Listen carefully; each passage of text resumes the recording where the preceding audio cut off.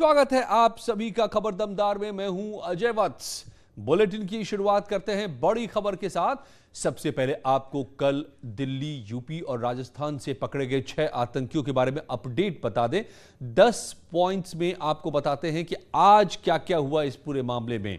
दिल्ली के Patiala house court में आतंकी जीशान और आमिर को पेश किया गया, जहां से कोर्ट ने दोनों आतंकियों को 14 दिन के रिमांड पर भेज दिया, जबकि बाकी 4 आतंकी मूलचंद, अबू बकर, जान मोहम्मद, उसामा को कल ही कोर्ट ने 14 दिन की रिमांड पर भेज दिया था।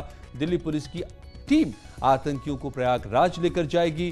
दिल्ली पुलिस ने कोर्ट में आतंकियों के पाकिस्तान कनेक्शन का जिक्र भी किया है। दिल्ली पुलिस ने कहा है कि जांच को आगे बढ़ाने के लिए आतंकियों की रिमांड जरूरी है। खबर यह भी है कि रिमांड के दौरान यूपी एटीएस भी आतंकियों से पूछताछ करेगी। वहीं आतंकियों की गिरफ्तारी के बाद पूरे यूपी में अलर्ट है, जगह जगह चेकिंग की जा रही है। आपको बताएं कि इन आतंकियों की त्योहारों पर धमाके करने की साजिश थी।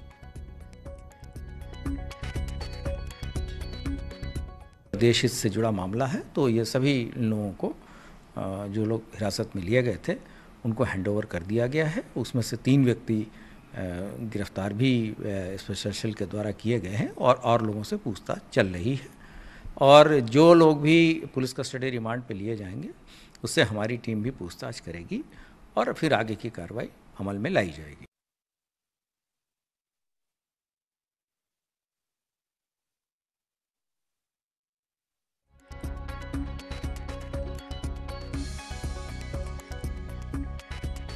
चूंकि दिल्ली पुलिस की स्पेशल सेल और यूपी एटीएस ने मिलकर ये गिरफ्तारियां की हैं, और आपको बताएं कि जैसे 6 महीने से इस पर काम कर रही थी एजेंसियां। और कांग्रेस सांसद राहुल गांधी के बीजेपी को झूठा हिंदू बताने वाले बयान पर संबित पात्रा ने राहुल गांधी पर जोरदार पलटवार किया है।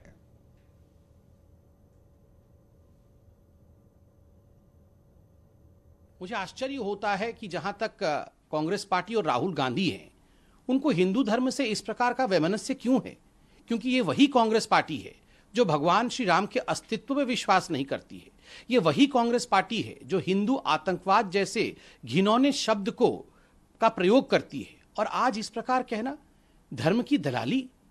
कौन धर्म की दलाली करता है? भारतीय जनता पार्टी सबका साथ सबका विश्वास करती है। याद करिए, यह वही राहुल गांधी है जिन्होंने खून की दलाली जैसे शब्द का प्रयोग हमारे वीर जवानों के लिए किया था, और आज हिंदू धर्म के लिए धर्म की दलाली जैसे शब्दों का प्रयोग वो कर रहे हैं। भगवान शिव के हाथ और महावीर जी के हाथ में उन्हें कांग्रेस का हाथ नजर आता है। मुझे लगता है राहुल गांधी और कांग्रेस पार्टी को इस प्रकार की राजनीति जिसमें देवी देवताओं का अपमान हो कदाचित नहीं करना चाहिए। वो अपने आप को हिंदू पार्टी कहते हैं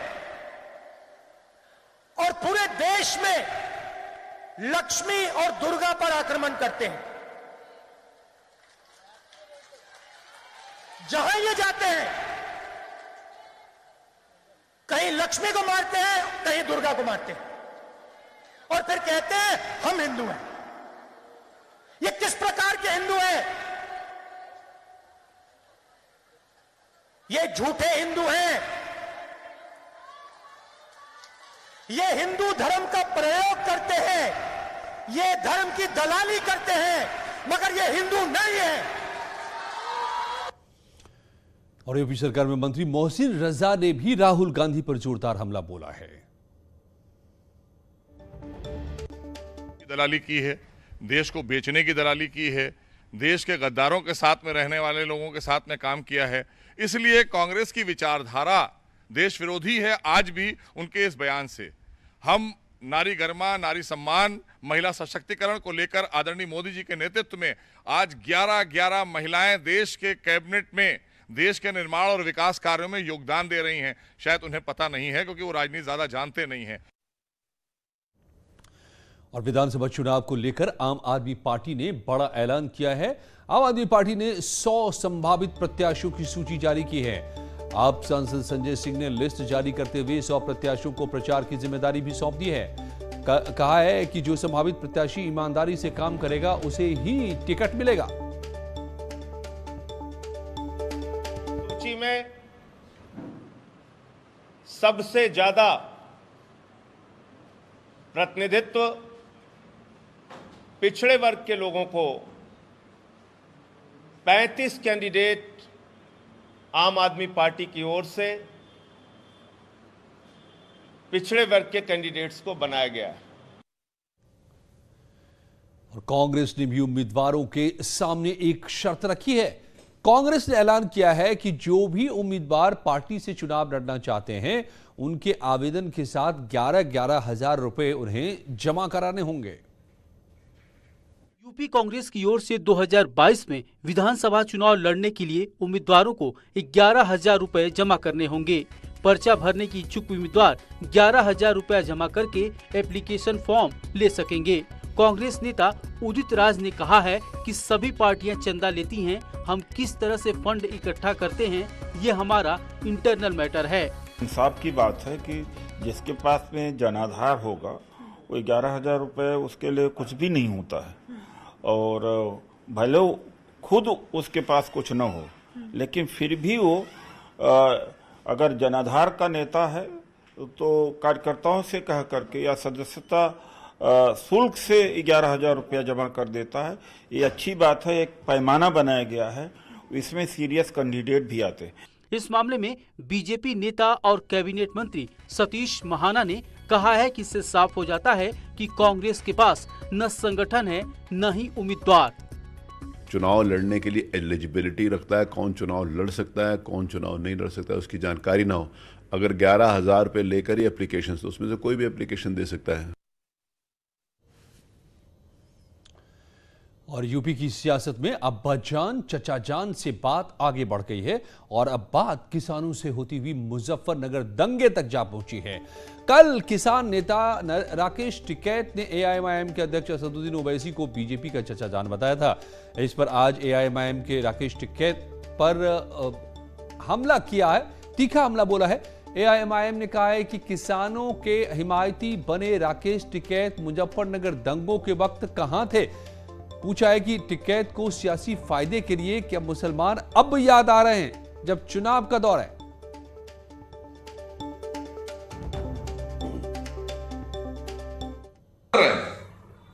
और जब मुजफ्फरनगर का दंगा हुआ था जिसमें मुसलमानों का नरसंहार हुआ था, उस वक्त आप कहां छुपे बैठे थे?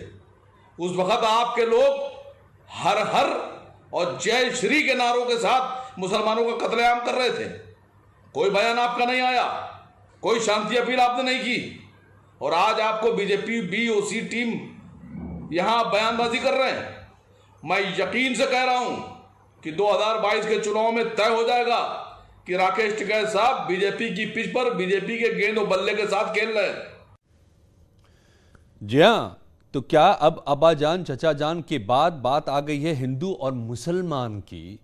और क्या जवाब देंगे राकेश टिकैत की कब थे उस मुजफ्फरनगर दंगे के दौरान क्यों नहीं थे वो कहीं भी लोगों को बचाने के लिए? आज महाबहस रात 8 बजे इसी पर। और मेरठ पहुंचे किसान नेता राकेश टिकैत ने एक बार फिर एआईएमआईएम के अध्यक्ष असदुद्दीन ओवैसी को बीजेपी का चचा जान बता दिया है। कहा है कि आने वाले चुनाव में भारतीय किसान यूनियन के भरोसे कोई न रहे, क्योंकि यहां पूरा मामला नॉन पॉलिटिकल है।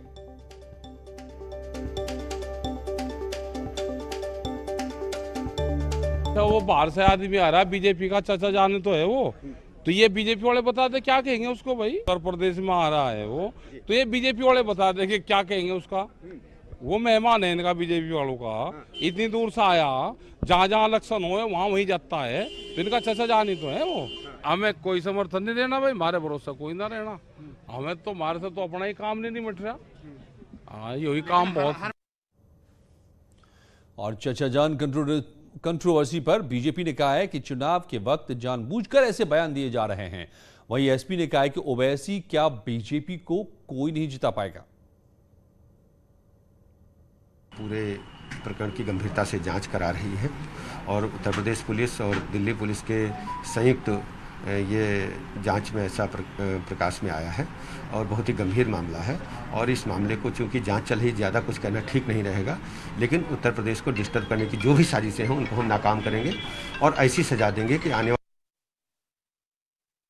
भारतीय जनता पार्टी को कोई भी नहीं जिता सकता है, क्योंकि उत्तर प्रदेश के किसान ने उत्तर प्रदेश के बेरोजगार नौजवान, पिछड़ा, दलित, मुसलमान, अगड़ा सभी तो परेशान हैं। किसी को रोजगार नहीं मिला, किसी की आय दोगुनी नहीं हुई, यूरिया डीएपी महंगी हो गई किसान की, किसी का आरक्षण छीना जा रहा है, महंगाई से सभी परेशान हैं। तो भारतीय जनता पार्टी को कोई नहीं जिता सकता। जिनको जिताना है वही भारतीय जनता पार्टी के खिलाफ खड़े हैं। और बीजेपी किसान मोर्चा 18 सितंबर को लखनऊ के स्मृति उपवन में किसान कल्याण सम्मेलन का आयोजन करने जा रहा है। इस दौरान विधानसभा क्षेत्रों से 50-50 किसान प्रतिनिधि बुलाए जाएंगे। सम्मेलन को मुख्यमंत्री योगी आदित्यनाथ संबोधित करेंगे।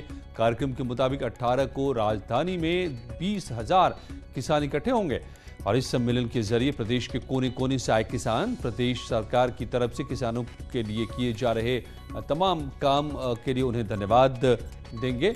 सभी किसान प्रतिनिधि मुख्यमंत्री योगी आदित्यनाथ को सम्मानित भी करेंगे। किसान आदरणीय मोदी जी को और आदरणीय योगी जी के प्रति आभार ज्ञापित करना चाहता है। इसके लिए प्रत्येक विधानसभा से 50-50 किसान यानी 20,000 की संख्या में किसान लखनऊ आएंगे और मुख्यमंत्री के प्रति अपना आभार ज्ञापित करेंगे, उनको धन्यवाद देंगे और उनसे यह निवेदन करेंगे कि आने वाले दिनों में भी किसानों के हितों में और आप बड़े बड़े निर्णय लीजिए। लखनऊ से बड़ी खबर है, राजभवन में लगेगी भगवान शिव की भव्य प्रतिमा। राज्यपाल आनंदीबेन पटेल ने किया है भूमि पूजन। राजभवन परिसर में स्थापित होगी 4 फीट की ये मूर्ति भगवान शिव की। इसके लिए भूमि पूजन भी हो गया। राज्यपाल आनंदीबेन पटेल ने भूमि पूजन किया है।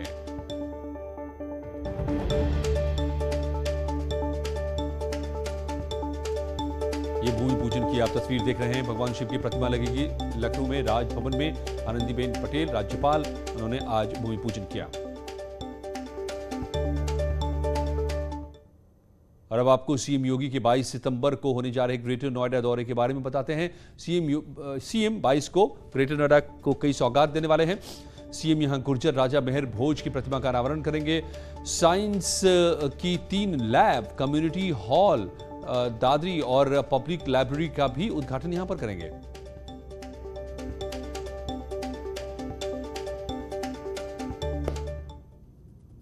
लौटते खुशी पलों में यूपी की और भी दमदार खबरों के साथ।